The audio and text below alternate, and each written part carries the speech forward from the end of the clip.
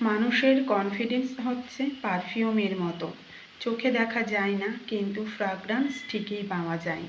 কথাটা কিন্তু খুবই সত্যি।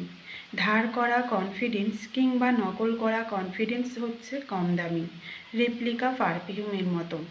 এটা ব্যবহারের কিছুক্ষণের মধ্যেই হাওয়ায় উড়ে যায়, কটকটে গন্ধ নাকে লাগে, আর ভালো মানের পারফিউমের গন্ধ ধাপে ধাপে বদলায়। টপ নোট মানে স্প্রে করার সাথে সাথে যে গন্ধ পান কিছুক্ষণ পর পাওয়া যায়। মিডিল নোট মানে এটাই তার আসল ঘ্রাণ, তারপর থাকে। বেস নোট মানে শেষ পর্যন্ত যে ঘ্রাণটা থাকে। এই লেয়ারিংটাই প্রিমিয়াম পারফিউমের সিগনেচার। মানুষের ব্যক্তিত্বে কনফিডেন্স জিনিসটাও তাই। মানুষটার সাথে পরিচয়ের ধাপে ধাপে আপনি সেই কনফিডেন্সের বিভিন্ন নোট দেখতে পাবেন।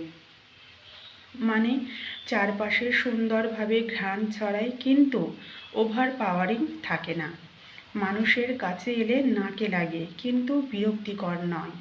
যে মানুষ নিজের যোগ্যতা, নিজের দক্ষতা, নিজের জানাশোনা থেকে আত্মবিশ্বাসী হয়, সেই মানুষের আত্মবিশ্বাসের সুঘ্রাণের রেশ থেকে যায় অনেকক্ষণ।